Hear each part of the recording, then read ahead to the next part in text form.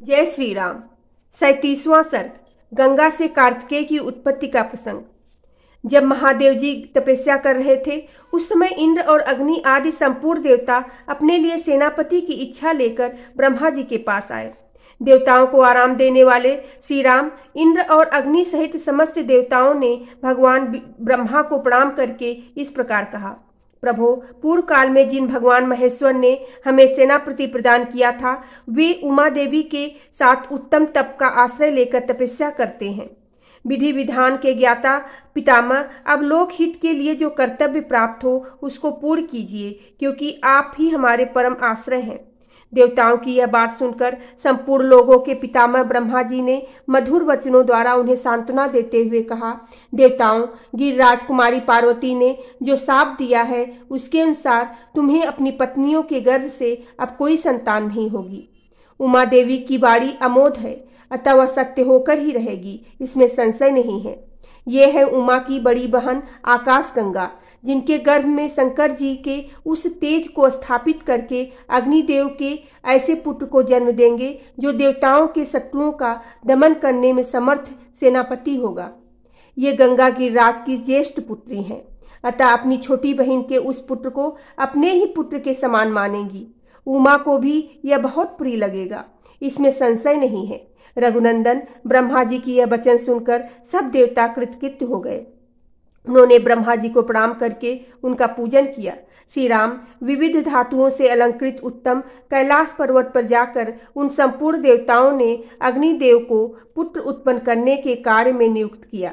वे बोले, देव हुतासन, यह देवताओं का कार्य है, इसे सिद्ध कीजिए। भगवान रुद्र के उस महान तेज को अब आप गंगा जी में स्थापित कर दीजिए।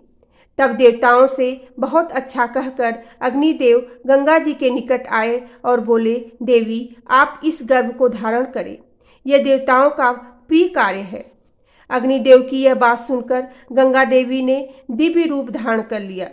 उनकी यह महिमा, यह रूप वैभव देखकर अग्निदेव ने उस रुद्र तेज को उनकी सब ओर बिखेर दिया। रघुनंदन, अग्निदेव ने जब गंगा देवी को सब ओर से उस रुद्र तेज द्वारा अभिषिक्त कर दिया, तब गंगा जी के सारे स्रोत उससे परिपूर्ण हो गए।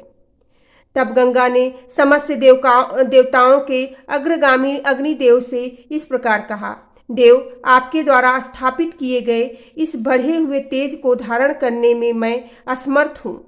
इसकी आंच से जल रही हूँ और मेरी चेतना व्यथित हो गई है। तब संपूर्ण देवताओं के हविष्य को भोग लगाने वाले अग्निदेव ने गंगा देवी से कहा, देवी, हिमालय पर्वत के पार्श्व भाग में इस गर्भ को स्थापित कर दीजिए।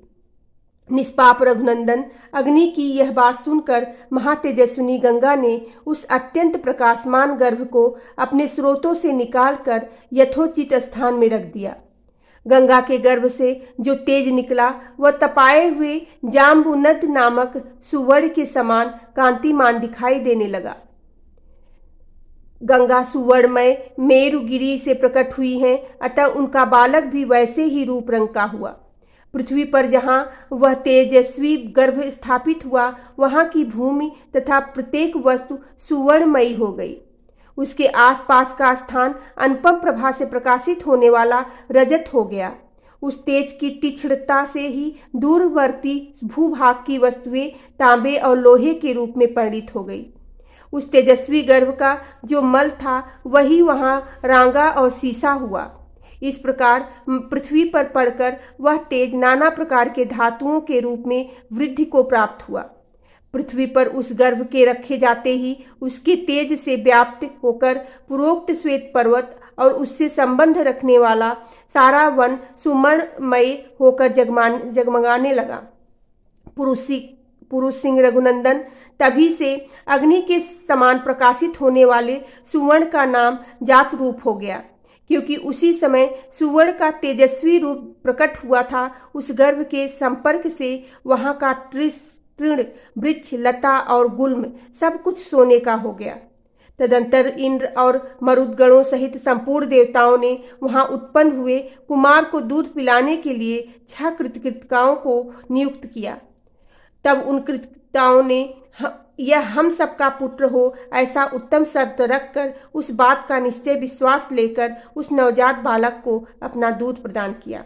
उस समय सब देवता बोले, यह बालक कार्तिकेय कहलाएगा और तुम लोगों का त्रिभुवन विख्यात पुत्र होगा, इसमें संशय नहीं है। देवताओं का यह अनुकूल वचन सुनकर शिव और पार्वती से स्कंदित तथा गंगा द्वारा गर्भस्राव होने पर प्रकट हुए अग्नि के समान उत्तम प्रभा से प्रकाशित होने वाले उस बालक को कृतिकाओं ने नहलाया। कुकुट कुलभूषण श्री राम अग्नितुल्य तेजस्वी महाबाहु कार्तिकेय गर्भस्राव काल में स्कंदित हुए थे, इसलिए देवताओं ने उन्हें स्कंद कहकर पुकारा। तदंतर कृतिकाओं के स्तनों में परम उत्तम दूध प्रकट हुआ। उस समय स्कंद ने अपने 6 मुख प्रकट करके उन 6 का एक साथ ही स्तनपान किया। एक ही दिन दूध पीकर उस सुकुमार शरीर वाले शक्तिशाली कुमार ने अपने पराक्रम से दैत्यों की सारी सेनाओं को पर विजय प्राप्त की।